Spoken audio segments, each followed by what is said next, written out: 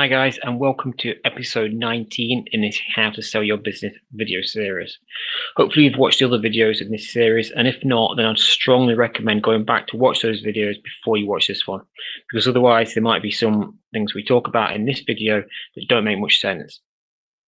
If you watch those first, hopefully everything I tell you in this video will make a lot more sense. Now the purpose of this video is to take what you've learned in the other videos and just expand on that with more of a focus on creating a guaranteed route for you to sell your business.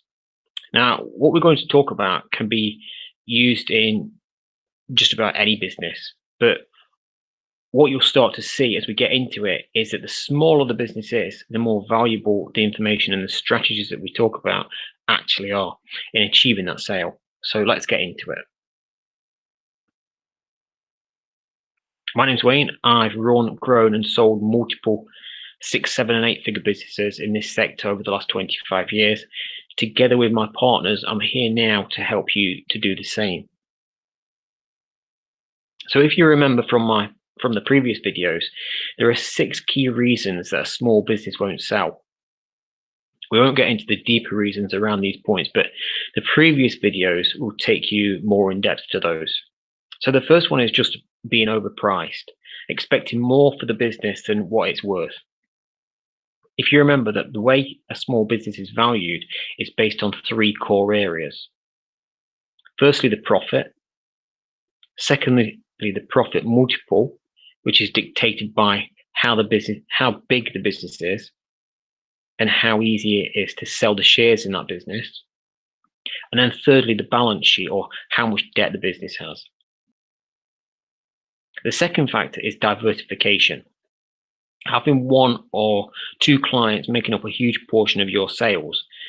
For any buyer coming in, this obviously presents a huge risk, because if one of those clients leaves the business, this could mean a reduction in sales of 50% or more. The third factor is the business has no management team. It's reliant on the owner turning up every day. Number 4, there's no plan, no direction for the business. I've spoken to so many businesses that just seem to think the new owner will come in and give the business that direction. Now that might happen, but a new owner doesn't want to come in and have to tell people what they're meant to be doing on day one. They need to get to know the business before they can create any kind of plan for that business. The 5th item is not having company finances up to date and not having basic accounting systems in place, like a system to produce monthly management accounts. And then the final issue is the business doesn't have good systems in place.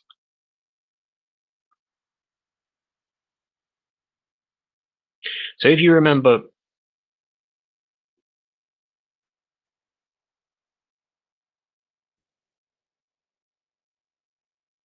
most small businesses have most, if not all, of these problems. But how do you fix them? Well, let's go through each one. If you watch my previous videos of how to value a business, you'll remember that there's a company called BizBuySell. They produce a valuation report where they basically analyze thousands of deals across all industries, and they take an average of how much a business sells for. This gives you some guidance of what that valuation multiple will be. You remember that the average business had a valuation multiple of, I think it was 2.12 times profit. Now, the fastest way to increase the sales price of the business is to increase that multiple. So how do you do that? Well, the valuation multiple has 2 key drivers. The first one, liquidity. How easy is it to buy and sell shares in that business? The ultimate form of liquidity is having a public company, a company that's listed on the stock market. Now, the other key driver is how big the business is. The larger the business is, the more buyers there are in the market, which pushes that price up. When it comes to large corporate buyers, it's much easier for them to buy a business than it is to grow organically through normal sales and marketing.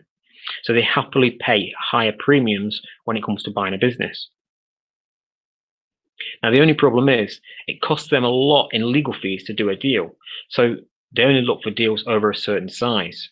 For most buyers, that will be at least 50 million in revenue. Here's an example of, at the time of recording this video, some of the public companies in the industry. So if you remember the average small business having a valuation multiple of 2.12 times profit, and now you can see that these public companies are 20 times that. And that's just because the shares are liquid. They can be bought and sold in the same day. Now, in most of these businesses, it also comes down to scale too. Most of these are billion-dollar businesses. If a smaller company, let's say a business that has under 100 million in revenue, but also be listed as a public company, you'd expect to see a valuation multiple of probably somewhere between 10 to 20 times profit, depending on the market timing. Now, how do you fix the issue of diversification? Well, the obvious answer is to take that client that makes up 70% of your turnover and just stop taking orders from them until you've reduced the size of their account down to a manageable level. But that's going to mean your business drops by perhaps 80% in size. So is that a practical way? No. So what's the alternative? Well, the second route to fixing the problem is to increase sales to other clients. But that would mean a huge number of your other clients spending the same as your top 2 or 3 clients to balance them all out. Even if that's possible, if the clients are large enough to spend those amounts with you, it will probably take quite a long time. I guess maybe 2 or 3 years at least. And then the third option is just to add a lot more clients so that it dilutes the size of those largest accounts in the business. Again, if your business has got 2 or 3 clients that make up 80% of the business, then it's going to take a while to even that out. Now, some of these answers might seem a bit obvious, but stick with me and you'll see why I'm taking you through this. Here's a big problem for many small businesses though. How do you fix the problem of having no management team, or that the business is reliant on the owner turning up every day? Well, if you've got the money, you could just employ a couple of experienced management staff. But ultimately, in the short term, this will probably make the business unprofitable, or certainly it will reduce the profit levels of the business, which will obviously also reduce the valuation. Then you've got to also consider employing full-time management staff will probably also mean there's less money to pay you, the owner. So you'll probably end up taking less home yourself. So another option is that you grow the business to create that extra space for new staff.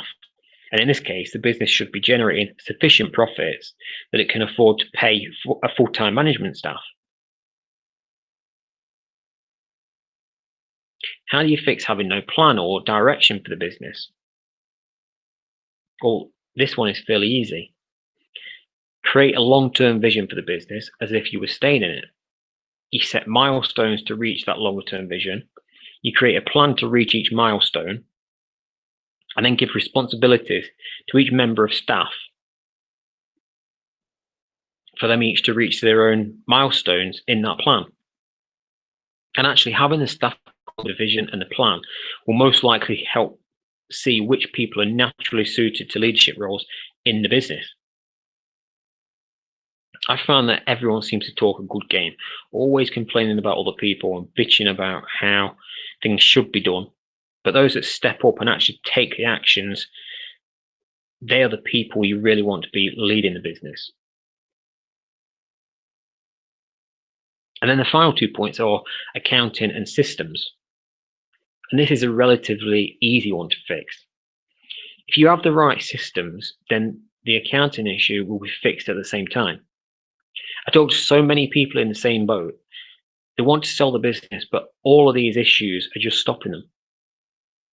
I like to help people, but it's a tough one because I don't have a magic wand. I can't help these people. It was really frustrating for me because that portion of the market makes up maybe 70% of the people that I talk to. If I could find some kind of solution to help people in this situation, it would impact hundreds of people to move on in their own life. So at Christmas, I was playing Trivial Pursuit, the old board game where you answer questions on the various subjects. It was the first time I played it in about 20 years. There was four of us playing, and it just seemed to be taking forever. After playing it for about 2 hours at this point, I was more interested in finishing the game, so I suggested, why don't I just team up with my nephew? So that's what we did. I put my segments into his, I don't know what you call it, but let's just call it the segment holder. So after we did that, 10 minutes later, and the game was finished. And that's when I had this flash of inspiration. If we did the same thing with small businesses, it would solve all of those problems. By putting a number of small businesses together, creating a group of these independent businesses, it would solve all of those issues. The value of the business would grow because the scale of the combined group of companies would be much bigger. So it would attract more buyers, which would obviously also increase that multiple. The diversification issue would be fixed because rather than having two clients making up 80% of the business, it was now a collection of businesses, which means overall, the clients in the whole group dilute the handful of large client accounts in each individual business. The management team is fixed as by creating that collection of businesses, you can have one or two people that oversee everything rather than having at least one person in each company running things. If you imagine having 6 companies, for each of those 6 working alone, you'd have to employ at least 6 managers to fix that problem. But with this grouping model, where you collect the businesses together, you only have 1 or 2 managers overseeing the whole thing. Then the issue of not having any kind of plan. Whilst it's easy to fix this, if you've got a couple of people overseeing the whole group of businesses, then they can prepare a plan themselves based on all of the companies in that group working together. That way you don't have lots of individual plans, each going in different directions and not really getting anywhere because there's nobody to drive it.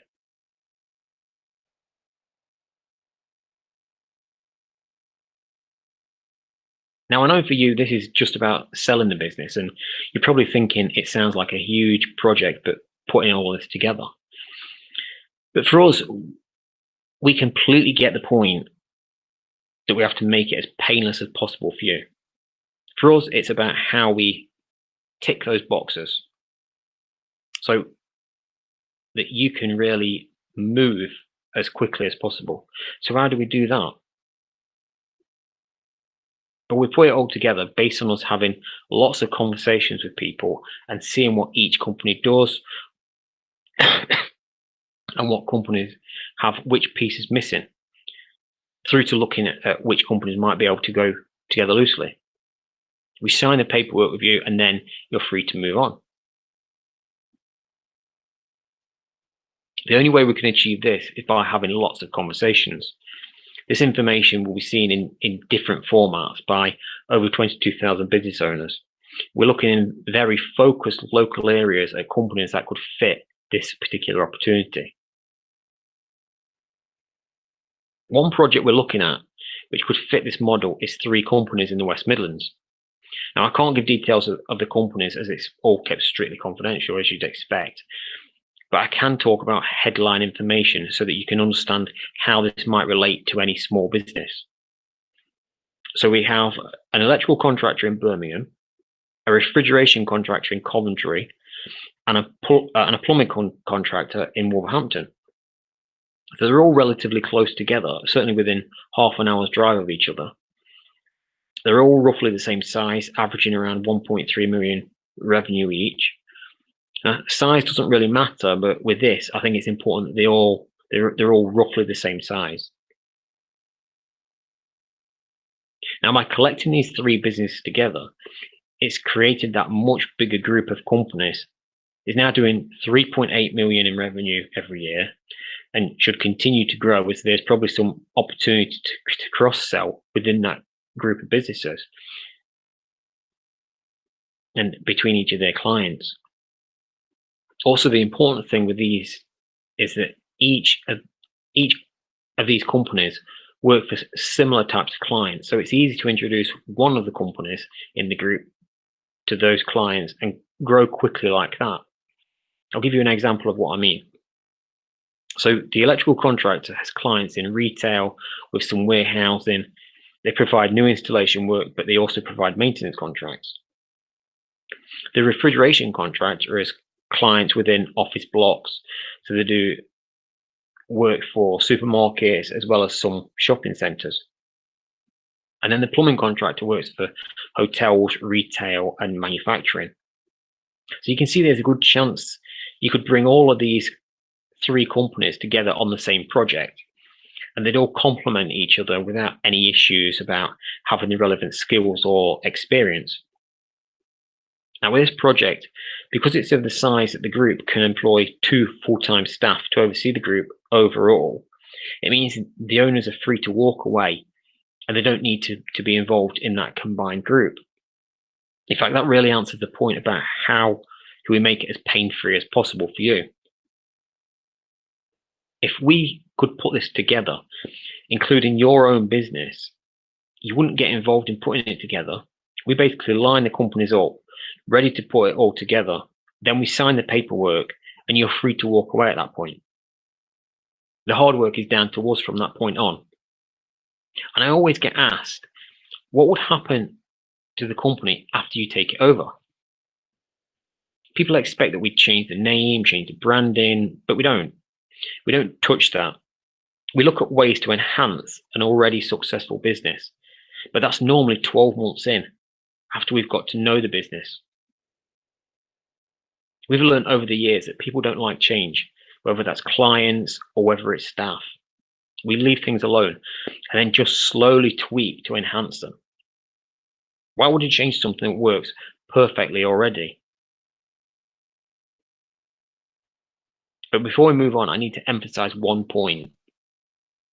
This is not about you getting involved in the group of companies that we put together. This is just about whether you want to sell and then lining those companies up. That's as far as your involvement in the process goes. If we come back to my earlier story of me sourcing deals for the investment bank, when I was doing that, I wasn't buying the businesses. I was simply identifying them, then lining them up for the investment bank. In a way, this is the same. We're identifying you and then lining your business up with a number of others similar to yours. And then when it reaches that stage, everyone can sell the business and move on. We do the rest of the work of putting the group together, putting the management team in place, running things on a day-to-day basis, etc. We'll talk about the process in greater depth in future videos. In the next video, we take this process one stage further when we tell you how you're going to fix the issue about price, how to get the price you want when you sell the business. You don't want to miss that one. Before we finish, I want to leave you with a story I heard about a man many years ago from Spain. His name is Sergio. So one night, whilst he was sleeping, Sergio had a dream about finding treasure. Believing it to be a prophecy, he decided to set out on this journey to find this treasure. He traveled all over the world, but never found it. Along the journey, he went through lots of life-changing experience, including being beaten up, mugged, and even almost murdered. After giving up on his quest to find this treasure, he returned home to news that his old friend Sebastian had found treasure whilst he was out digging in the garden. So the message to this story is, we can travel the whole world looking for our solution, but sometimes it's right in front of us all along.